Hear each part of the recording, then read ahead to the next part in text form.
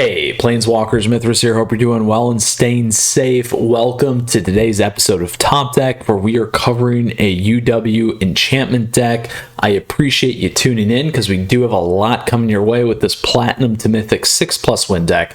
Super excited about this one because I'm a huge fan of the Azorius Auras archetype and glad that we get to play that today here in Standard, not Historic. So with that said, Planeswalkers, you can go ahead and check out the timestamps down below because we do got a lot to cover. We're going to talk about the strategy of the objective of the deck. We're going to cover the deck list. We'll cover the sideboard, how to sideboard, and give you kind of a best of 3 guide. And then we're going to go play some competitive Magic with this deck for you here today in both best of 1 and best of 3. Last but not least, we'll do a look back, talk about the performance, talk about the meta and where this may fit, and give some final thoughts. So stay tuned because we do have a lot coming your way. And again, thank you for your support as always. I appreciate that. So please feel free to subscribe down over there to the channel. Additionally, like the video if you like it and you enjoyed something or are looking forward as much as I am to playing this deck. So let's go ahead here and jump right into the strategy because we do got a lot to get through.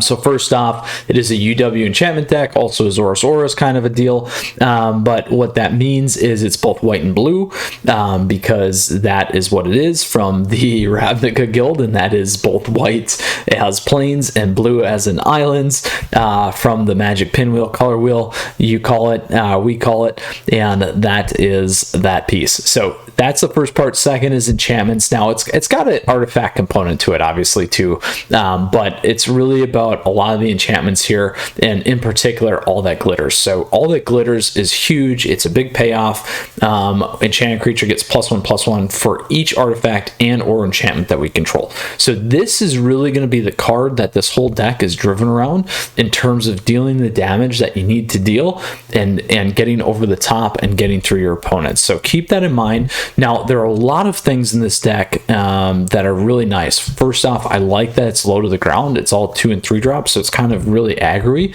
Second, it's got enough to lock our opponents down and additionally give us other abilities to do a little bit more than we normally would. For example, Protean Thaumaturge here, I probably really butchered that, but this guy's a creature, a human wizard that's got Constellation, a good old Theros mechanic here, where this ability triggers anytime an enchantment enters the battlefield under our control. This guy in particular becomes a copy of another target creature. Any target creature. I repeat, any target creature. So keep that in mind because it's very important the way that you're going to play this guy. And additionally, as you stack these things, you can stack them on him, and you can take your opponent's creatures that are probably going to be bigger than yours and keep hitting into them with those. So lots of cool things that we can do. We got Lifegain, we got card draw here. We have the ability to nuke other things, other enchantments or artifacts, protect the board, and we can always bring it back with Dance of the Mance, which is pretty cool. So lots of great things to support this deck, lots of things to lock stuff down. The other piece I like is a lot of these enchantments here. Ruined Halo, Heliod's Punishment, all that glitters, Banishing Light is going to continue to fuel Heliod. So Heliod can also drive and deal a lot of damage and become a main creature for you as well. So very excited about this. We got Blink going here. We also got our Cast Owl where we can go dig for things, both artifacts and enchantments at the top end. So very, very powerful. A deck that's going to keep giving, and on top of that, it's going to stack with Ozolith here as we continue to build the board state, which is always important that a lot of people forget about. And essentially those are the nice little 1/1s that we're getting off Heliod and Lifegain there. So that is what we got going on today. Again, strategy, very low to the ground, build off the board. The one thing that I do see here as a risk, slightly early, is the fact that we don't have a ton of creatures. So we do only have 16. I run a very aggressive historic version of this that has roughly 16, so you can make it work. The only challenge here is that they're not really 1 drops and they're not really 2 drops. So we got to keep that in mind. That could be be a little bit of a challenge. Now, we got some things in the sideboard that help fix that, so we can keep that in mind. We'll talk maybe a little bit more about this later too. So very excited to play this. Again, that is the strategy, that's the objective. You build on your creatures, you do a lot of damage, you do a lot of control, and then we go from there. So very, very excited about this. Lots of early game pressure from this deck, given the right lineup. So with that, if you got questions or comments, let me know down below. You can hop in the Discord server. Always encourage that. You guys, great community to hang out with. So let's go ahead and do a double click on the deck and take a little bit more of a look. So again, we got Ozolith here. This is whenever a creature we control leaves the battlefield. If it had a counter on it, put it here. Then at the beginning of combat on our turn, if this has counters on it, you may remove all those counters onto target creature. We talked about all that glitters already. We got Heliod's Punishment. This essentially locks down your opponent's creature, where they get 3 task counters, I believe it is, and enchant creature can't block or attack, and it loses all abilities. They can tap this until it doesn't have those task counters on it, 4 task counters.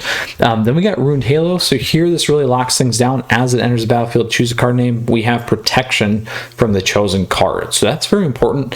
So anytime a card's got like opponent, again, it's not necessarily our creatures, it's us.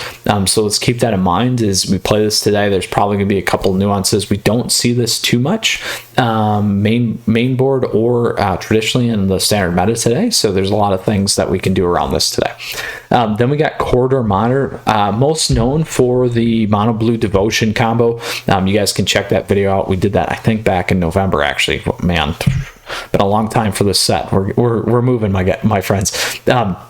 So literally, when this thing enters the battlefield, untap target artifact or creature we control. So that will give us some value there. Additionally, we talked about Protean or the Human Wizard here. We talked about Staggering Insight pretty quickly. It's a +1/+1 lifelink, and then whenever it deals damage, we draw a card. Heliod's Intervention, we blow a bunch of stuff up, or we gain twice X life. We got the good old Dance from the Mats, where we can return X artifact or a creature or enchantment cards with convert mana cost X or less from our graveyard to the battlefield. If X is 6 or more, they're also 4/4 creatures. We got Banishing Light, where we can exile another target non-land permanent our opponent's control until this leaves the battlefield. We got Heliod, Indestructible, a nice big 5/5er for a 3-drop. If we got 5 Devotion, this guy's a creature. If not, not. And then whenever we gain life, put a +1/+1 counter on target creature. And then again, we can pay the 2 for that life gain. That's going to help boost Ozolith here. We also have Mirror Maid. So Mirror Maid here is pretty interesting. I'm glad to see this because we don't see this one either a lot. When this enters the battlefield, we have it come in as a copy of any artifact or enchantment on the battlefield. So there's a lot of things that we can do and play around with this in terms of Ruined Halo, in terms of all that glitters, lots of things like that. Now, to be honest and fair here, and transparent, I don't know actually if this enters and we choose it to be Staggering Insight or something, if it's going to fizzle or if it's going to go on a creature. So we may get a chance to find that out today. I haven't played it enough, I apologize, but maybe we'll find that out. Otherwise, the easy copy is just make a Crystalline Giant. That's going to be the safe path. So speaking of happy paths, this guy does a ton of things, makes many of us very, very excited and happy. But at the beginning of our combat on our turn, we get to choose a kind of counter at random, and does a lot of things. So I'll just leave it at that. We got Thassa for the good old blank. This creature is similar to Heliod here, devotion based. It's not a creature unless we have 5 of that blue devotion, and then at the beginning of our end step, we get to exile up to 1 other target creature we control, blank that back in, and then for 4 we can always tap another target creature, which is important. And last but not least, we got our cast. Oh, this guy enters. We can look at the top 4 cards, pull in an artifact or enchantment from those, and do a lot of things, which is pretty cool. So again, big piece. These are some big pieces of that mono blue devotion combo, which is kind of fun. So that is what we got going on. Again, here is the lands. Just a quick comment there, and maybe consider the White Castle as well for the 1/1 tokens. That kind of solves for some of the enchantment problems that you could potentially run into if you're not running a creature. So keep that in mind. Now we're going to talk about the sideboard. So first off, we have Speaker of Heavens, Vigilance, Lifelink. Tap this. If we got more than 7 life than our starting life total, we get to create a 4/4 White Angel token. You're going to play this against aggro decks, actually. Also, anytime you need life gain. Again, this goes back to not having a turn 1 and then you can cast something onto it. So that would actually be a big consideration that I would make for this deck, is actually moving the Speaker of Heavens in there and doing that as a 4 of. So it could be very interesting, but something to think about there. Then we got Eidolon of Obstruction. This guy's got first strike, loyalty, abilities of planeswalkers, opponent's control, cost them 1 more to activate, so they actually got to pay to activate them. So essentially what this does is they slam a planeswalker, they can't play it turn 1 because they got to pay. Usually that's going to be the case, not always the case, but that's usually what's going to happen. So that still provides you value, and the first strike is pretty big always. Now it's a little weak, being a 2/1, it's exposed to a lot of things. It's also an enchantment, but it fuels things like all that glitters. So keep that in mind. There could be a lot of nice things in that space too. Then we got Luminarch, and you're going to play this against aggro decks. Sorry, I should have mentioned that. Luminarch Aspirant, similar here. At the beginning of combat on our turn, put a +1/+1 counter on target creature we control. That's going to feed Ozolith. So keep that in mind. This plays really nicely with aggro decks as well. Again, we have that ability to stack these enchantments, additionally make some guys a little bit bigger. Also, this is a good mid-range one against things like Gruul aggro and those kinds of things. And we got Confounding Conundrum. So when this enters the battlefield, we get to draw a card.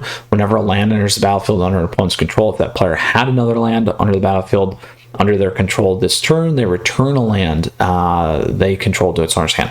So I would play this actually against any landfall deck. There's still several of those around, Gruul aggro, those kinds of things. Now, the other piece about this one that's really important is, 1, it's a nice cantrip, 2, it fuels all that glitters, and 3, this is a good late game play.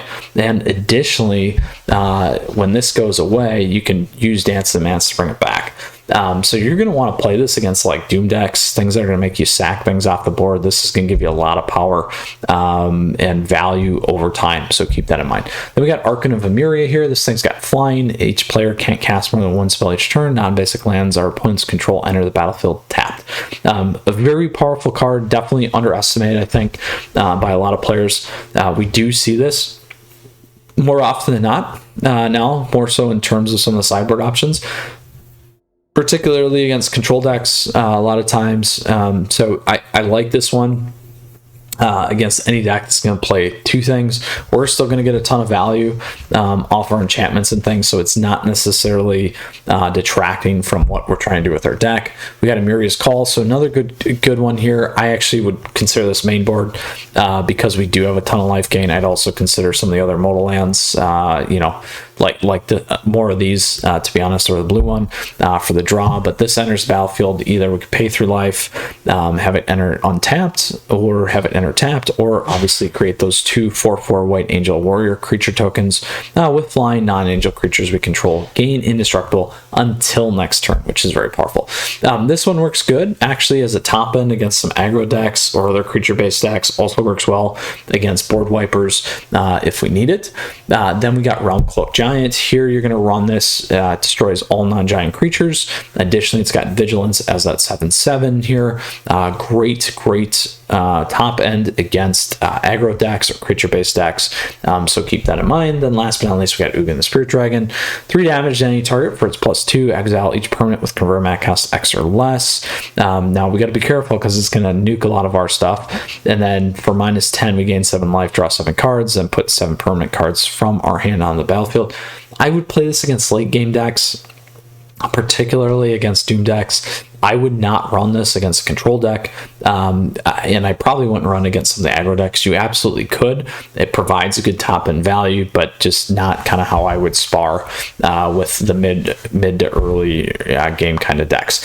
So that is everything that we have in the sideboard. Those are the 15 cards. So let's talk about how we do the aggro, the mid range, and the late game lineup. So pretty quickly here, aggro, we're going to pull in Speaker of the Heavens, probably Eidolon of Obstruction, Luminarch, depending on what we're playing, maybe even Archon of Emeria.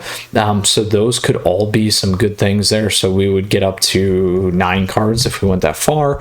What would I change out? I would actually probably drop Banishing Light potentially here, focus more on the life gain. You could also consider moving out Ruined Halo. It's not a bad card, but just for optimization purposes. The other things that I would consider taking a look at here could be a Mirror Maid or even a Heliod's Intervention. What I'm doing is going more creature based. We're going to stack and get some value of all that glitter still, but just not as much. And we're going to take it to a level of trading on the creatures. So that's kind of my thought process there. I think it'll work well. So just keep that in mind. Then when we move into kind of the mid-range battle, depending on what it is that you're playing, you could certainly go Confounding Conundrum. You could still move these in and go for a more aggressive one. Or you could take a little bit different approach. And again, we could put Realmcloak Giant on that aggro one if we want to. You could take a little bit of different approach as well by just really optimizing your board. Again, I would consider Heliod's Punishment, Ruined Halo, depending on what it is. So again, something like a Croc, so you can get some protection from or something like that. Corridor's Monitor, trade up some of these things, drop out Heliod's Intervention if they don't have enchantments or artifacts, pull in some of these creatures and move it up and make this deck a little bit more aggressive. Additionally, again, if they are playing lands, this could be something, or if they're causing you to sack, those kinds of things as well. Potentially Archon of Emeria if they are, playing kind of more the control side versus the creature side, or depending if they're double casting on creatures.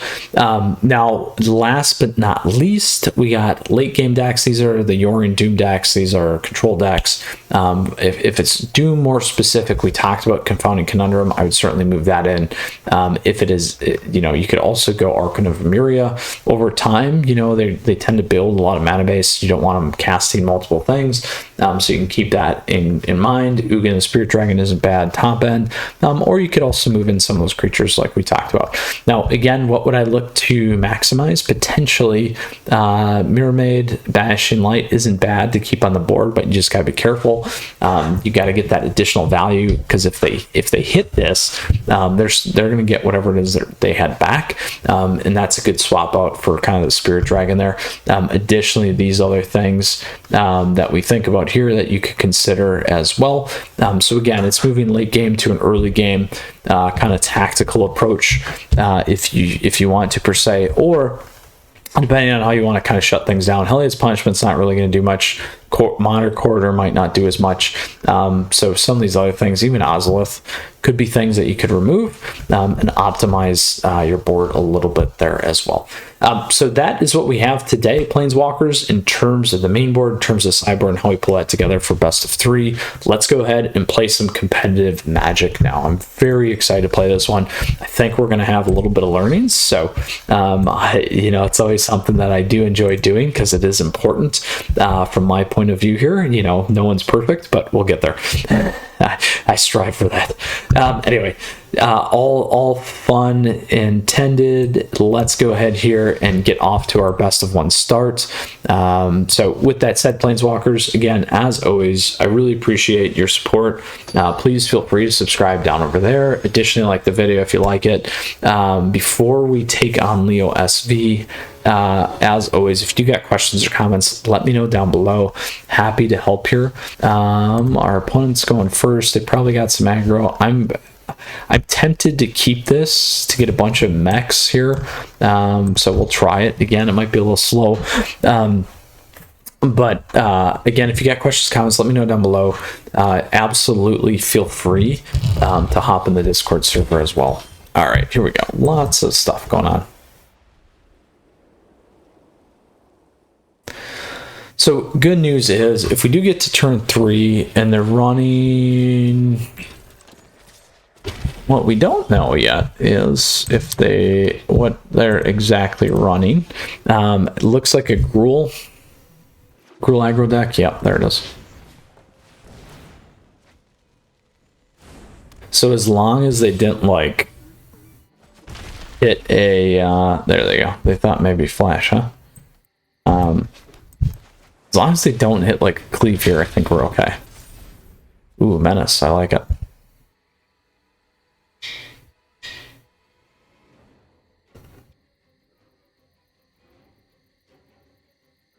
So we're not going to get enough yet here. So if I block here, they're playing at Crusher, so we're not going to block. I'm not going to lose mech. And I'm not going to lose them because I need the next turn here with Mermaid more so than anything else. And turn 5, we can do our test then. Oh, another Mermaid.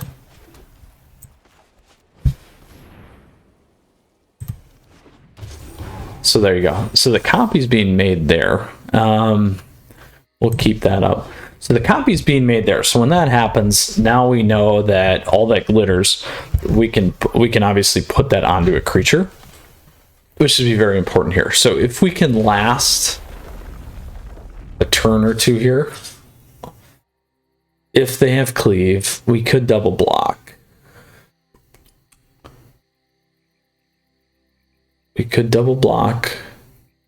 That gives them 12. We're not going to be able to hit. We're going to have to double block. I don't really have a choice. If they have a cleave, we're hosed anyway.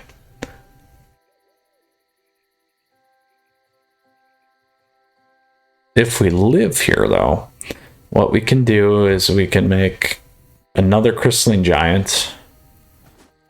All right, good. We'll make another Crystalline Giant. And then I'll put in all that glitters on one of them. Probably the one that has hexproof.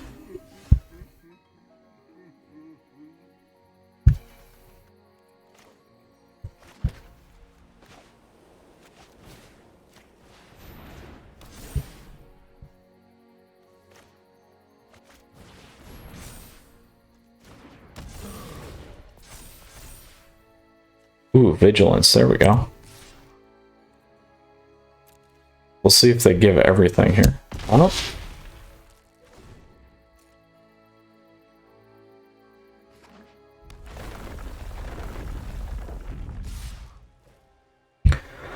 So they certainly they certainly have cleave here. At least that's what I would suspect. Well, we can sack here.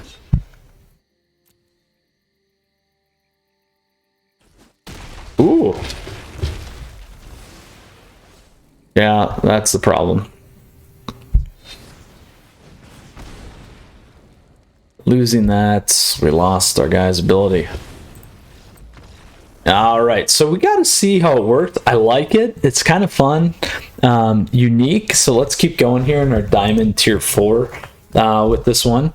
Let's see if we can bring one home.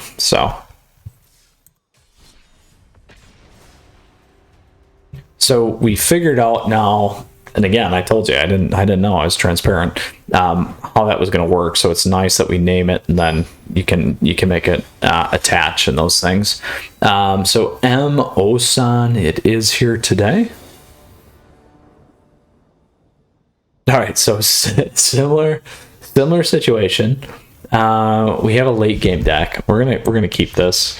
Because I can get mech on, I can do a Mirror Maid, and then make 2 mechs or Crystalline Giants. We'll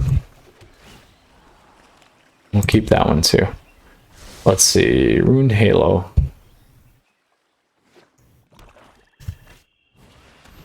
What I don't know that we're gonna try is see if this does anything for Doom decks here. Wow, except this is gonna come in tapped. I gotta wait a turn. Oh, we didn't want to take the risk.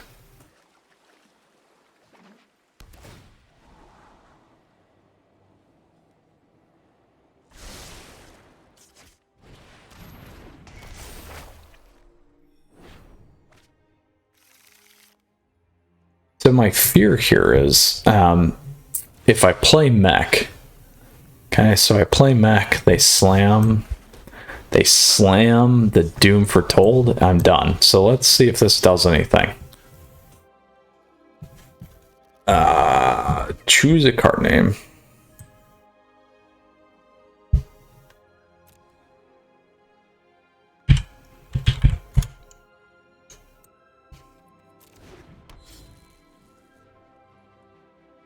That might confuse them. Maybe. I don't know. We'll find out.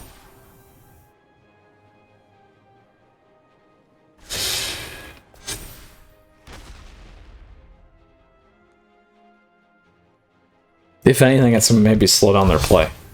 They're probably not even playing a Doom deck.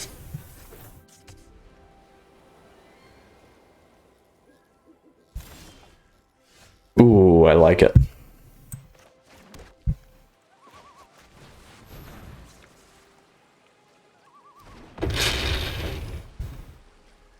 Instant kill here. It's coming. I called it. I told you.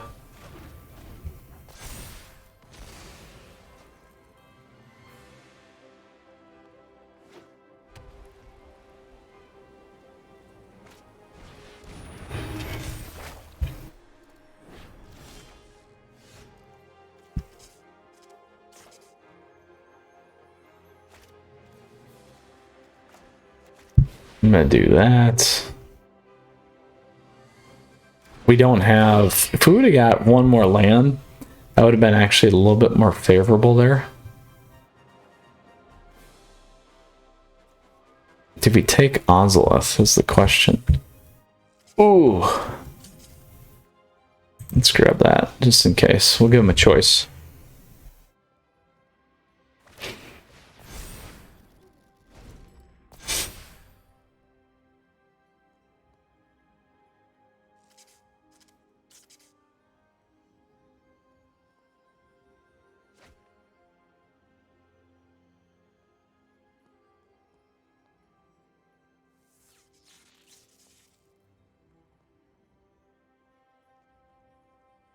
So we're going to go Protean into All That Glitters, hopefully into the Arcanist Owl here. I'm okay with these two going away for now. We're not going to exile that. There you go.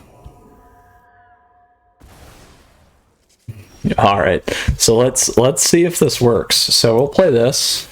We'll play All That Glitters on it. And then we'll trigger that guy. Take action. Oh, it didn't make the... Didn't make it. Oh, I was hoping that would do it, but that's all right. We got a little bit bigger guy.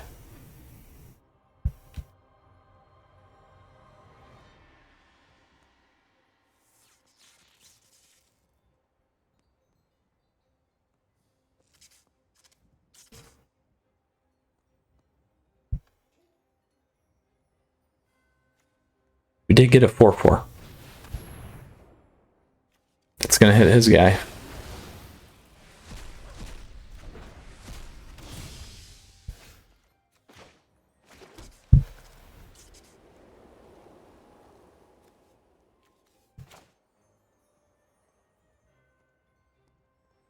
Let's leave that off for now.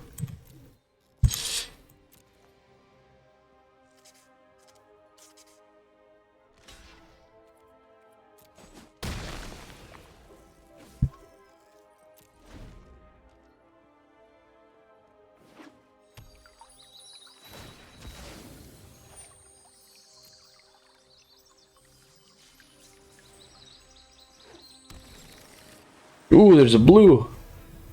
Esper it is.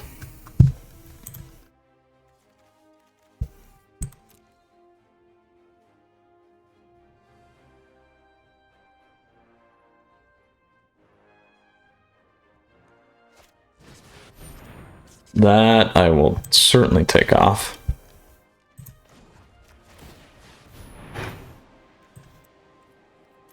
We will take that.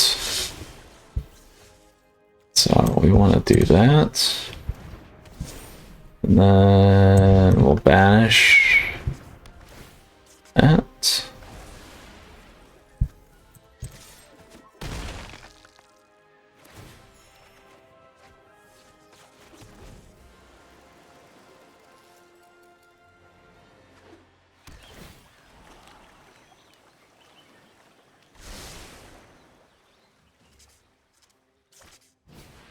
Now, depending on what they play, I would consider, doubling up here, to be honest.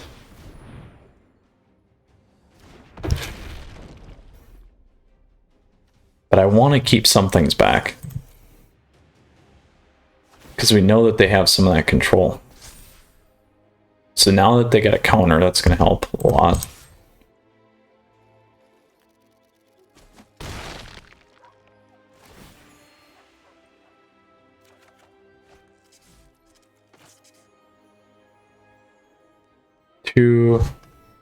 I'll throw them on the board.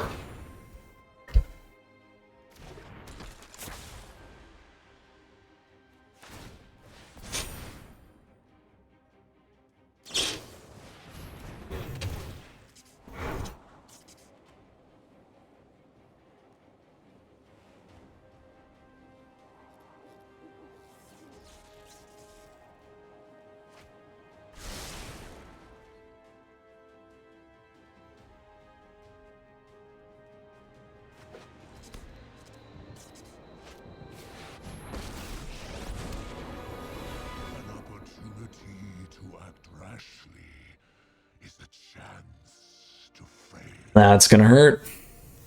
Uggin's gonna do it.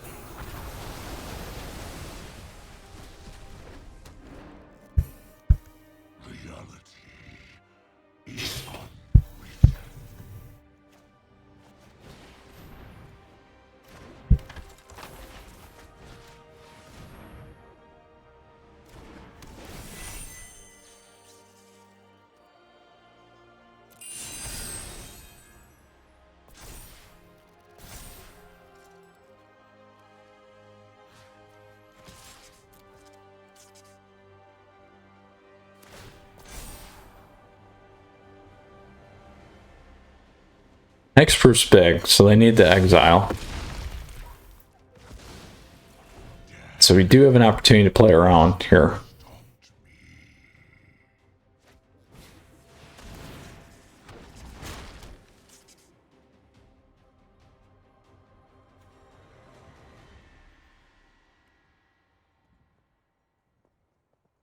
So we can try Ruined Halo again. We'll see if that works. They certainly were waiting on it.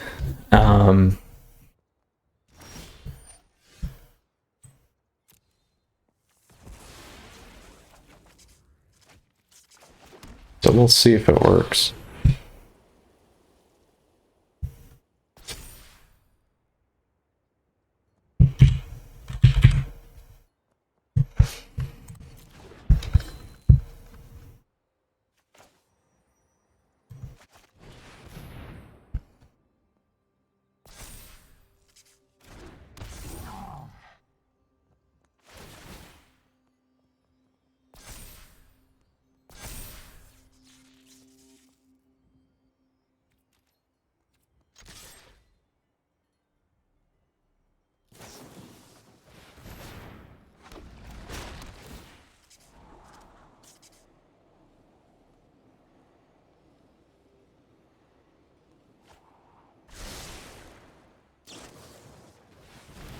Oh man, look at that. Look at that. They could block it out.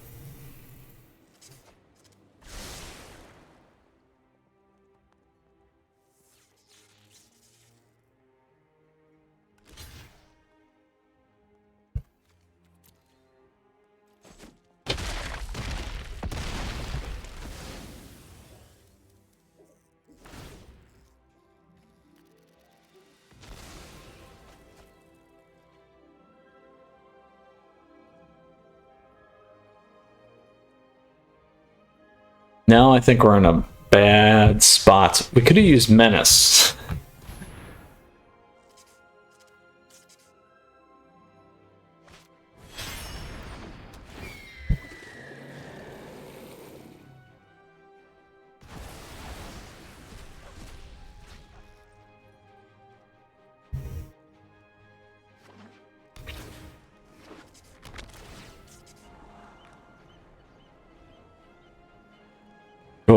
what are we gonna do? What are we going to do? So let's see. I think it does make you sack, huh? Yeah, we had him for a little bit. We had him for a little bit.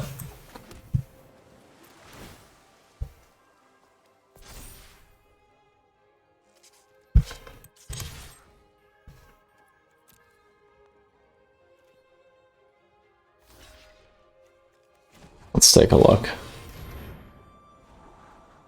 Ooh. So again, here's why you'd want to play one of the other castles, because at a later game like this, you're going to be needing to pump those 1/1 tokens. So just a little bit slow, as I said at the beginning. Again, in terms of the pace of this deck, being a 2-drop on the enchantment and not having, you know, like in Historic, where you would have a 1-drop and then turn 2 you're enchanting something. Certainly you can see part of the challenge here. But I did like my bluff on Dupe Foretold for a while. They certainly didn't know what was going on. I could have looked. I should have looked. All right, we're gonna concede. We're not coming back. I would normally play it out, but I can tell you, we're not coming back. given what we have in the deck, we don't have anything to wipe the board. We don't have anything to recover. So that is certainly where it's at. So we'll go ahead and play one more best of one match here. All right, so 0-2 so far, aligning to what I was thinking. I do like the idea. I really do. I think it could certainly be optimized a little bit more in terms of the 1-drop slot. Ozolith, you're not getting much value out of. You know, very impressive nonetheless that this certainly, you know, again, best of 3. We'll keep this. Best of 3, this deck certainly hit 6 wins. So, ooh, I don't like to see that.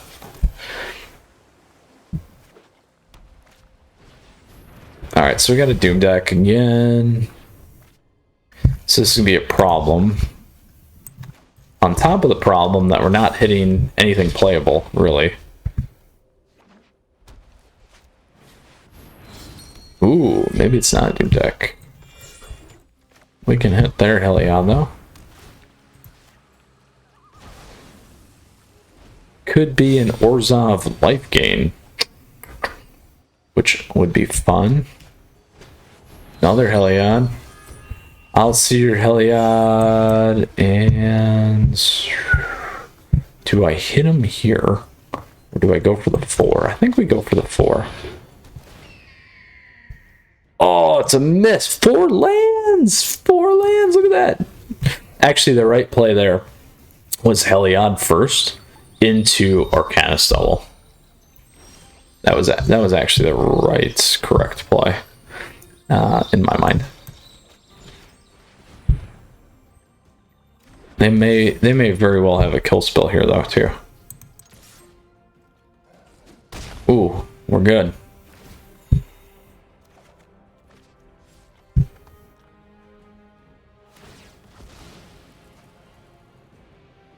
And now not hitting the land hurt us pretty badly.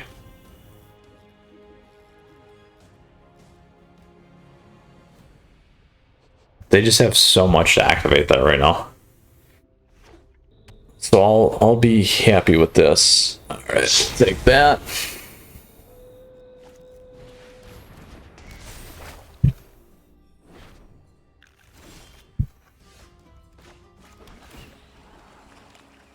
I don't want another one of those.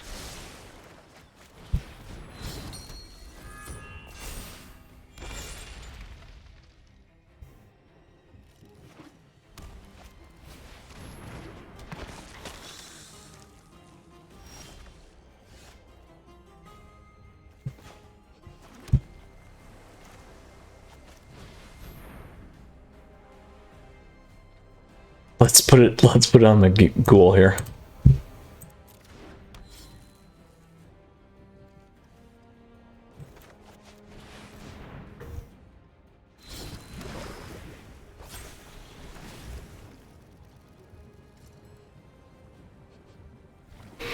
I did that to show you that if they put the life gain on this, shouldn't really give them any health back too.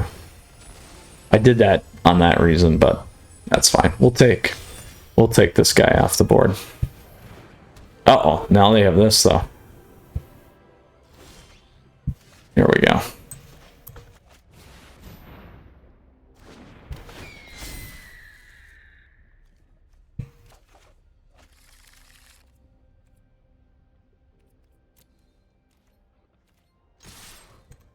Now we can just keep bouncing Arcanist Owl.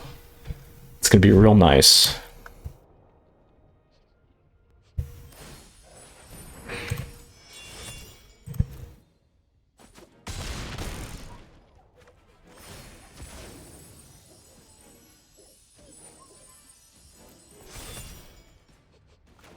Well, I don't want to put it on there, so I'm going to bounce it.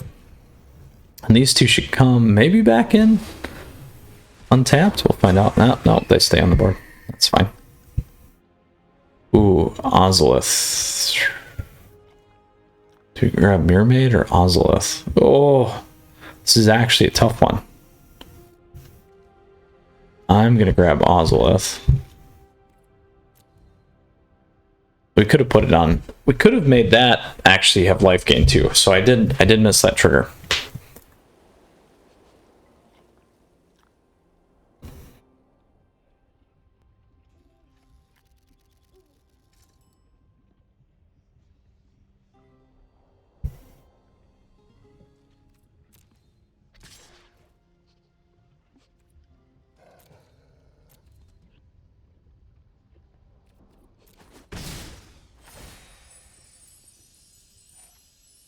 Wasn't 3 or more.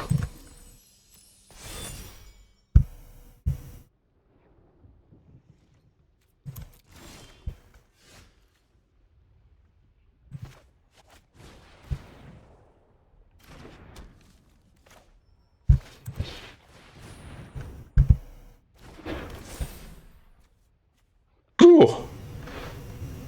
18, that's actually lethal.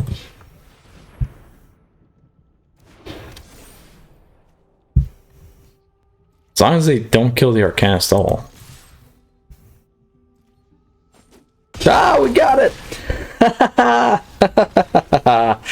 Yes! We won! We went 1 and 2. We took one down in best of 1. Now that was pretty fun. Really enjoyed that. The Arcanist Owl, man, boosts both those.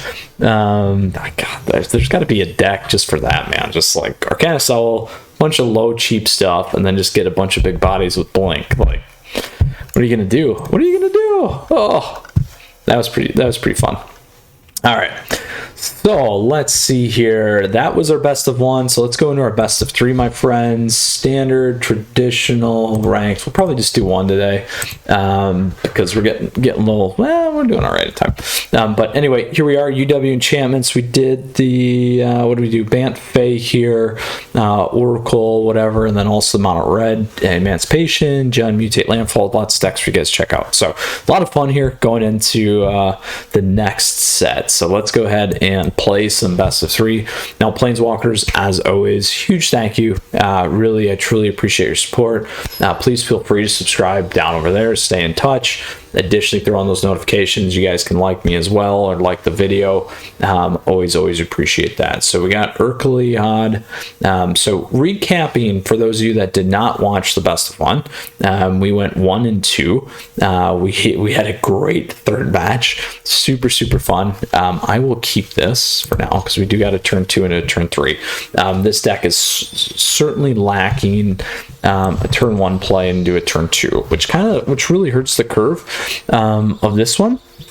But with that said, we'll see what we can do here. I think we got some good opportunities. I think the best of 3 game. Obviously, this is actually a best of 3 Platinum and Mythic deck, so it should perform better when we do have that opportunity to kind of change things up here.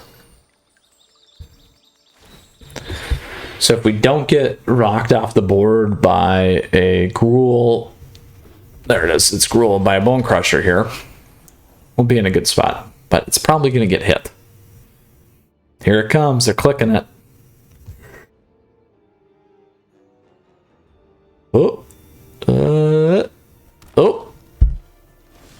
They didn't do it. They didn't do it. Oh, I don't know what to think. But I'm sure, certainly throwing on Crystalline Giant. Now they're thinking about blowing this guy up. I called it. I told you guys. I told you guys. I certainly told you. Now we got a flyer, though. Yes. So fun. No need to block. No, no, no, no. No need to block.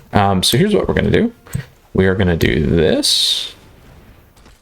Then we're going to do this.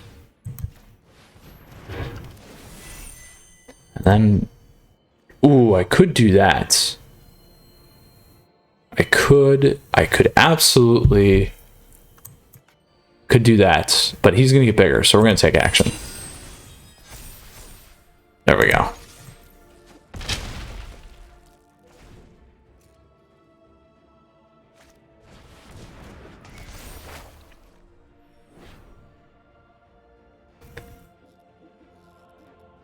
It's instant speed, but we're missing a white. Oh, the pain, the agony. The pain and the agony here. It's more than I can take. It's more than I can take.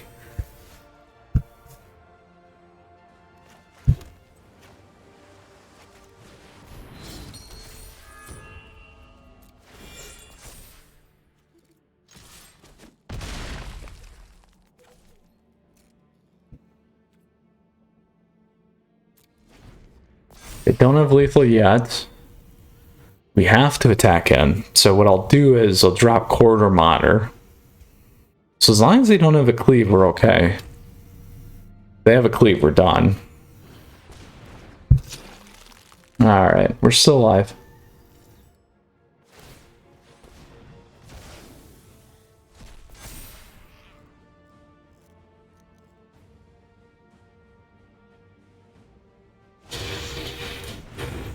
We're still alive. Oh, and they can block. They can block.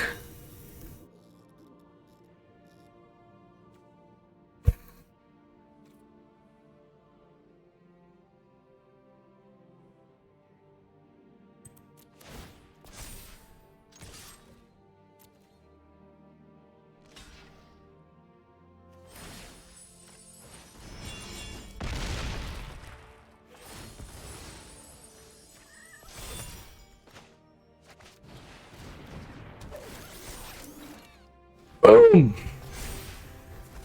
All right, we're still alive.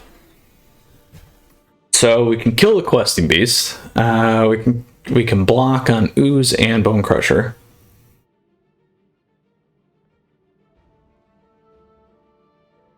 They can't hit that.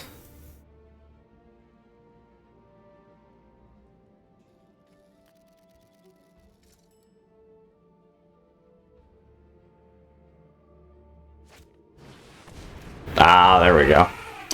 There we go. We're good now. Whatever they attack in with, they're gonna lose.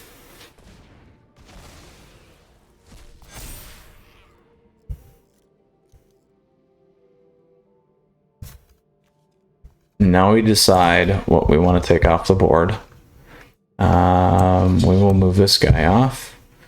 So we have to block. And the reason why we have to block is they can hit me with a Bone Crusher.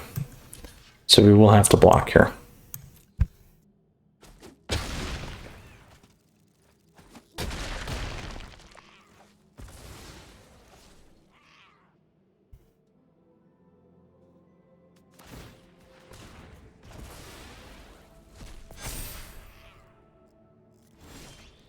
Ah, here we go. This is what we needed.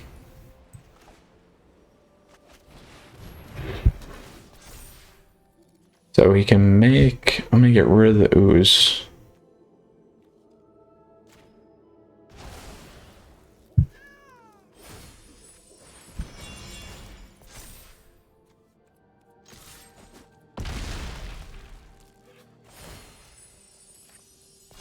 Now, we could have held that up.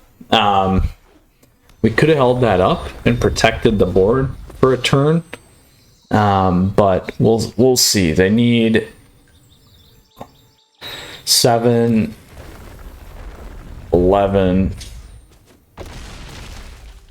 3 damage to the face. Will they get it? A double bone will do it.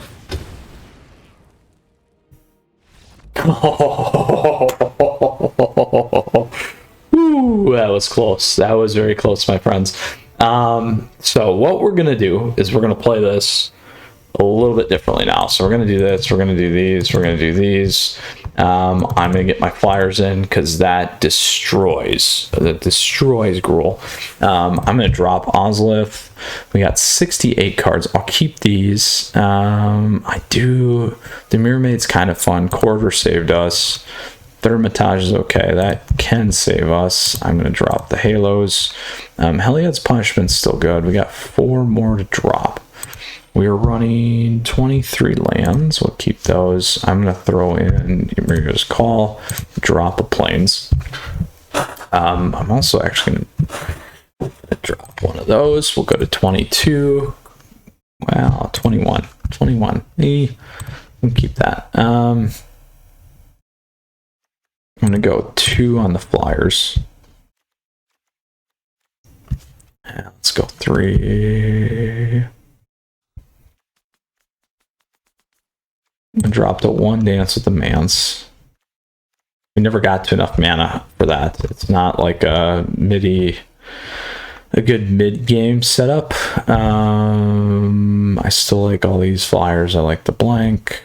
This is a good lineup. That's a good lineup. We'll drop 1 Mermaid. Okay, there we go. This is what I like, and this is what I'm going to go with. So Gruul is weak to air. We also can remove, so we got a few things that we can do.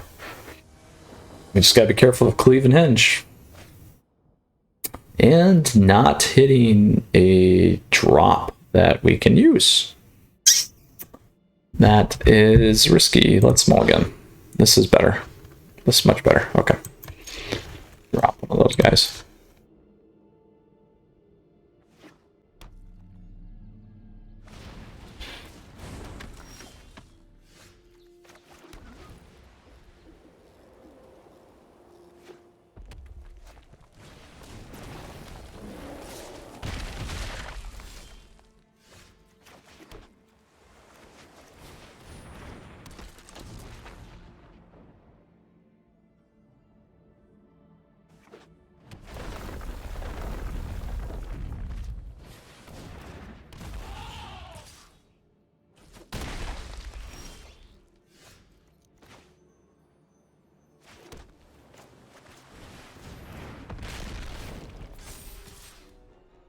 Ooh, nope.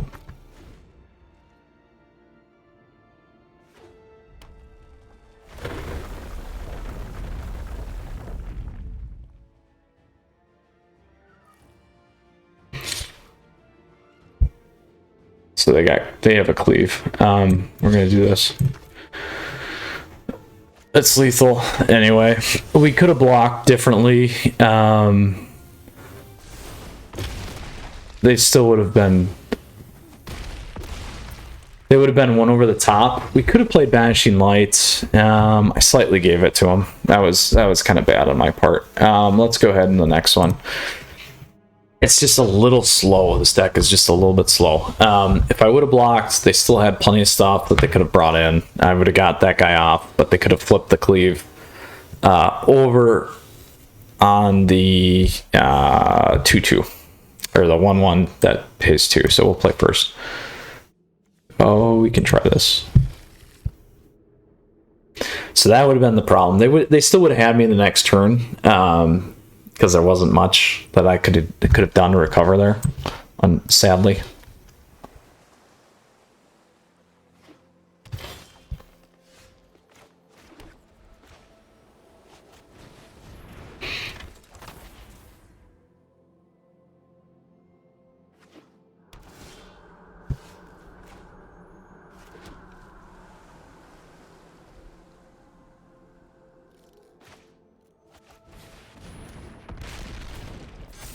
There we go. We'll get that guy on first.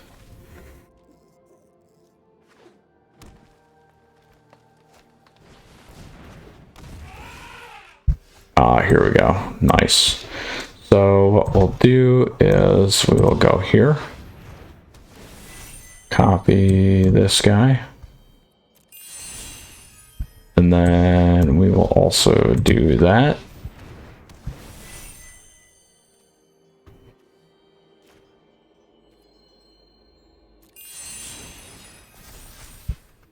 Oh, hexproof. Yes. Yes. Huge. Huge, huge, huge for us. And a banishing light. There we go. Yes. We'll play one more best of 3. I love it. Sideboards work. They work. It is a good sideboard, you guys. So like I said, that was going to be one of the questions there in terms of how we do that, and we did it. So let's go ahead into our next best of 3 match here. That was pretty good. Gotta get to 2. Gotta have stuff. That one was like the perfect play. We hit a lot of the things they couldn't remove, which is going to create a problem. So I guess if you get a bunch of crystalline giants on there and they start doing a bunch of stuff, not much you can do. Not much you can do. But the lower curve helped us for sure. So with that said, Planeswalkers recap: 1 and 2 in best 1, and 1 and 0 in best 3 right now. We beat a Gruul deck. So that says something. We were able to play it, but we played it right. We played it right. We hit the curve right. Game 2, I kind of could have blocked, but we talked about that. We're playing a Mythic player. Fields. Look at that. Look at that up pairing. You were down paired. If you lose to this deck, Fields, I may shed a tear for you. Not that it's a terrible deck, but I'm just saying. I'm gonna keep this, even though we don't have a low curve. I just like Crystalline Giant too much to say no. Field is probably on tilt here, maybe 90%. So that gives you guys a nice idea. If you're at, I guess I didn't realize this first. I should pay more attention. It gives you guys a good idea of the pairings there. Abzan. What do we got here? What do we got? What are we playing against?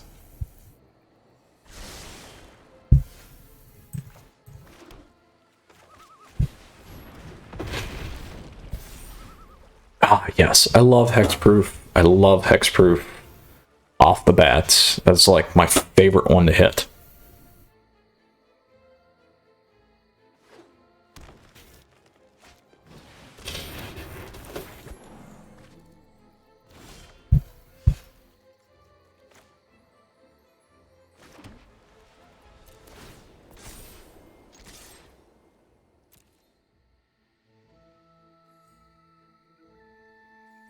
So here's the thing. I can either let him ramp. or I can take it off. And I think I'm going to take it off. I'm not a nice guy.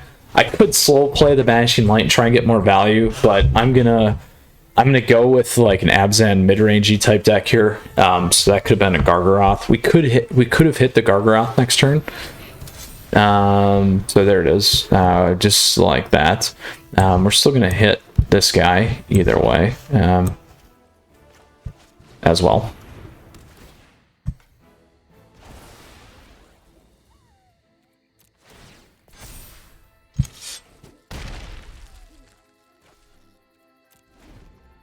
Now, we also have Mirror Maid, which can come in as a Banishing Light, and we're going to keep hitting.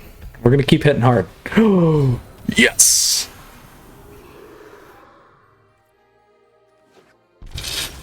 Alright. So we'll try it again.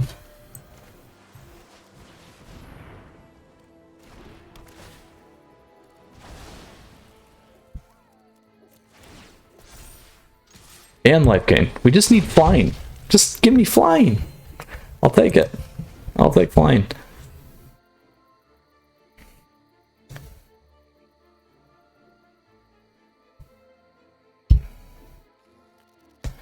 This has to be 6 or more.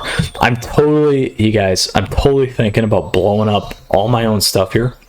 And then 1, 2, 3, 4, 5, 6. And then pulling out the Dance of the Mance. Oh, there's flying. There we go. For the record, we got it. I would totally have done that too. I totally would have done that. So I like it. That was good. That was fun. We are going to do the same thing that we did last time. We're going to bump those up. We're going to drop Ozolith. I liked one of those. These guys are gone. Heliod's Punishment I'm probably going to drop here. Quarter Mater I'm going to drop. Dance of the Mance will keep one. Heliod's Punishment I don't think is going to help me against this deck, so let's actually go Dance of the Mance for that. See how that goes. Flyers for life, my guys. All right, let's do it. Guys and gals, Fields, we're coming for it, man.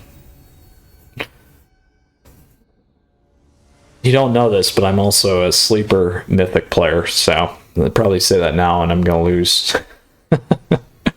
All right. I'm going to keep this because we got the turn 2 into a turn 3. We got 2 draws to draw land. We got 40% land draw here. Ooh, we didn't get it.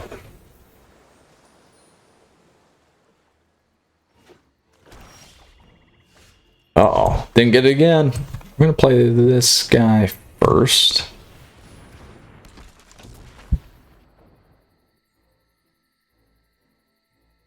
Give me a land. I need a land. Please.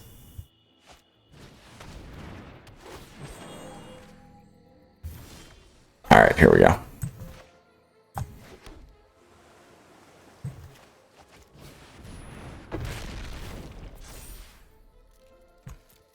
There we go.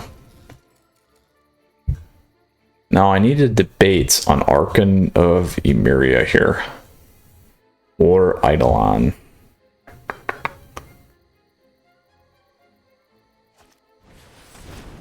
There, they used everything to get that off the board. We can live with that. So what we're gonna do here is we'll do this guy.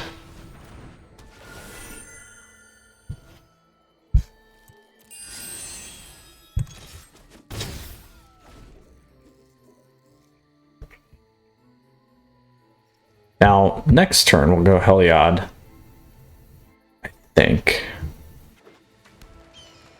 Oh, there's the 4th color. 3rd color.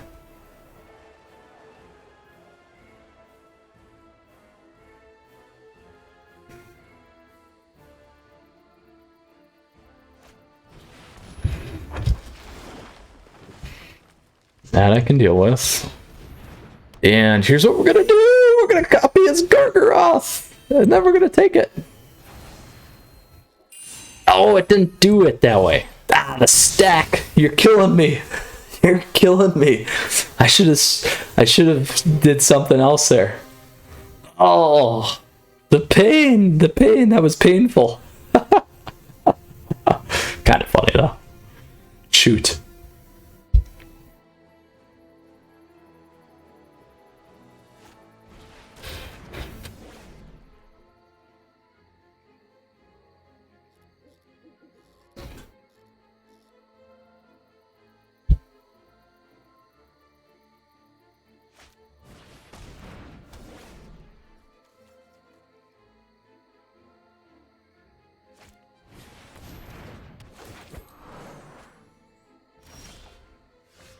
I'm not going to worry about that yet.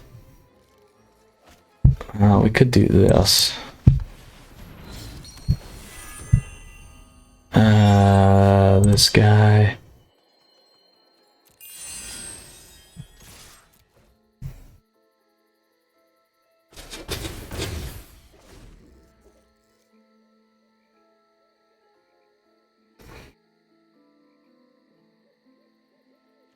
So we only need one. We can go Speaker of the Heavens. We got a Banishing Light. We got a few things we can do here. And they can only do this. Twos. There you go.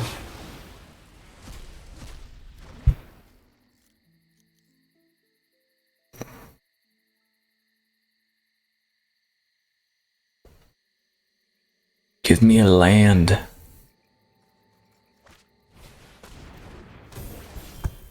Ah, buggers.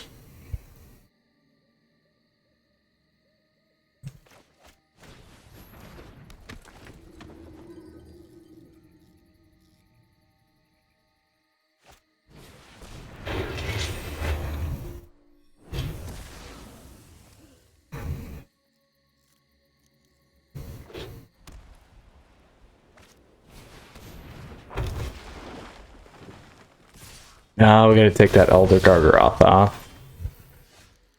Have to take that off.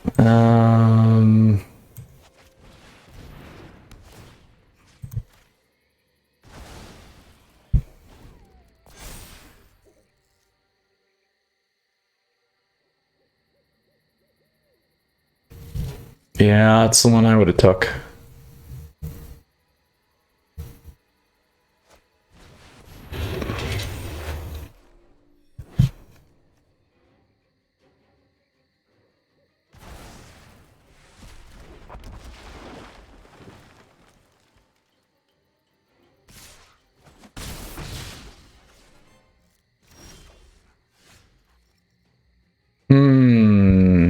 Well, we'll do this. Grab that.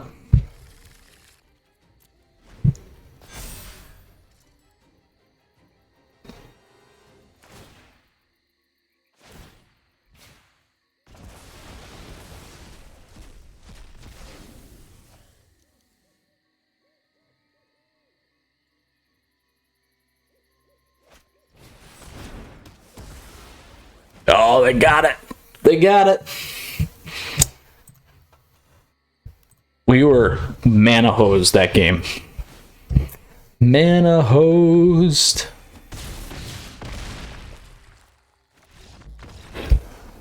That's a bummer. So let's think this through. Still gonna get the value out of that. What do I want to do? Archon of Emeria did not help as much that game. Let's try this again. I do like this setup still. And we're first, so let's see what we get here, guys. Ooh, the rubber match. The rubber match. We'll play first. Oh, killing me. You are killing me. Even though all this is playable, I'm going to try it. It's killing me. The land stuff is killing me today.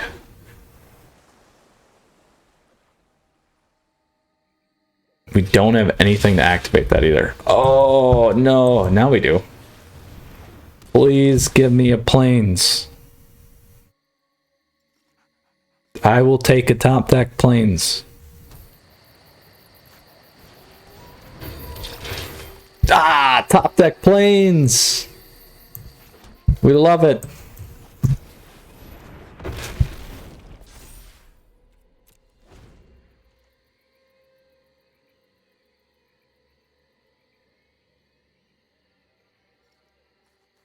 I was like, woo, top deck plains. We got it. Oh, there they go. There they go. You think I'm gonna bait, my friend. We are not gonna play baiting games today.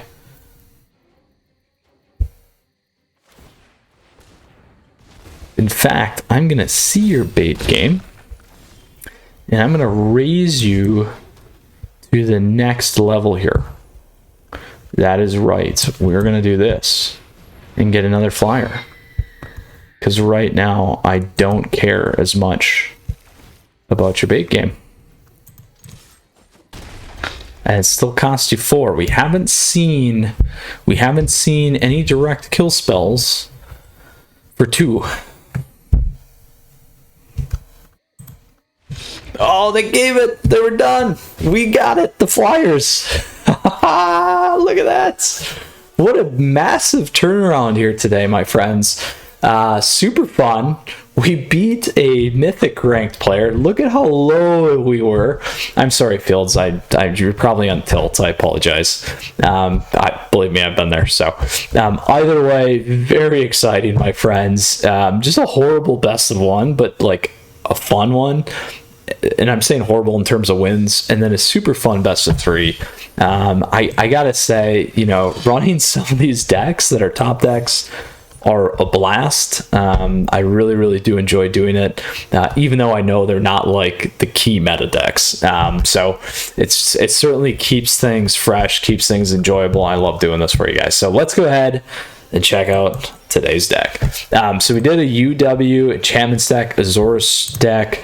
I'll tell you this, I actually think despite the way this deck is set up, and it ran, in best of 3 it ran fine, I think there's certainly some optimization, probably some things that I played wrong, obviously, like we saw with the Ruined Halo, that could certainly make night and day on the game. I do like the juke move on the Doom Foretold, though, with the Halo. I figured that would happen, but our opponents didn't know. So, and I'm speculating that they had it in their hand for a while because they had a few cards. So, with that said, though, honestly, in best of 1, this deck's tough. It's really tough. I like the sideboard because the sideboard helps much better. Again, we talked about the curve. I don't like an Auras deck at a turn 2. It's too slow. We saw that in best of 1. We had some challenges there. Additionally, I don't like having the majority of the creatures at turn 3 and above.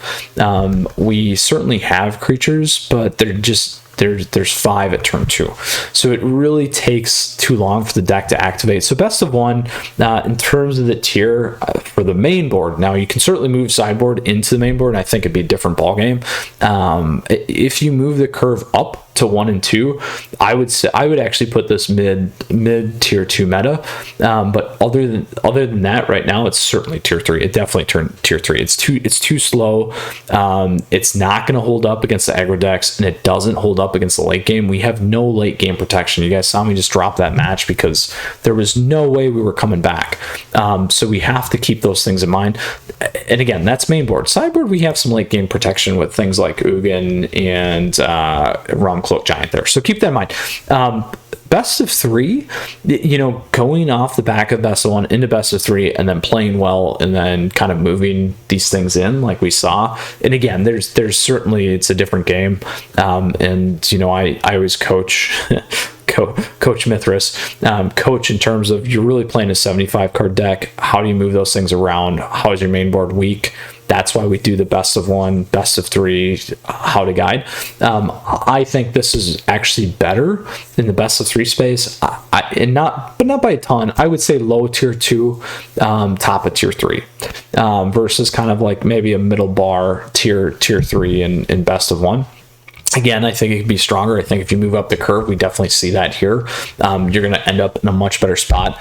I certainly will tell you, seeing Crystalline, seeing Mirror Maid, and some of these other things, this deck and the copies and the things that you can do to pump and Arcanist and some of the combo magic that's going on, I would almost advocate to throw in more Heliads, more Thasas, tighten up the front here, and this could be a very, very beautiful best of 1 deck for sure, and even a more beautiful best of 3 deck. So I really enjoy this deck, you guys. I hope you guys enjoyed today's gameplay.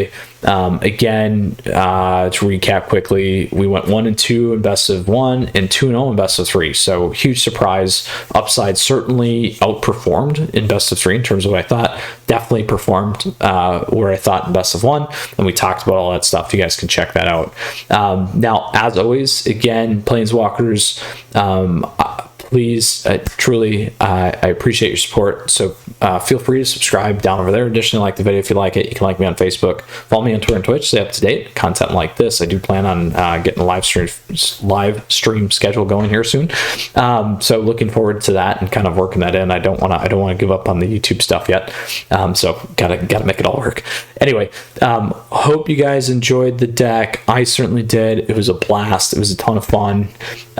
Something different to play, and we made it work. We had a lot of cool combinations and a lot of things that once it got rolling, it rolled. So very fun today, you guys. Again, a platinum to mythic 6+ win deck. Very happy to showcase this one, and we had some good times. So with that said, stay tuned, stay safe. See you again soon. We got a lot more things coming your way, you guys. You know, this isn't ending anytime soon. The party's not over. We're going to keep going.